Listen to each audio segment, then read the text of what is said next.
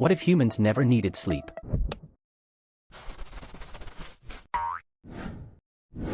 Sleep defines half of human life. Every memory, every emotion, every repair of the mind and body depends on the hours spent unconscious. But what if that need disappeared? What if humans no longer required sleep, not through willpower, but through evolution itself?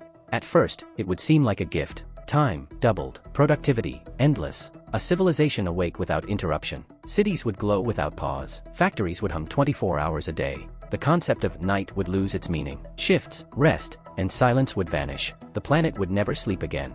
But human biology was built for rhythm. Hormones, body temperature, metabolism, all synchronized with the cycle of light and darkness. Without rest, there would be no rhythm. Without rhythm, no balance. Even if fatigue vanished, minds would still need release. Dreams, those silent architects of emotion, would disappear. Without them, memory would fragment, imagination would wither, empathy would fade, society would adapt, but not without cost. Governments, economies, militaries, all would expand operations to fill the void. Continuous production, continuous work, continuous surveillance. Human life would become a single, unbroken sequence of activity. Night itself would be conquered. Artificial light would erase the stars. The planet's surface would glow like a circuit board. Each city a node in a sleepless machine. Relationships would change. Rest would no longer bind people together. There would be no shared silence, no shared dreams, only endless awareness, and the isolation that follows it. In time, the human brain might evolve new mechanisms to cope. Dreams could move into waking thought. Short bursts of hallucination, daydreams as natural as breathing.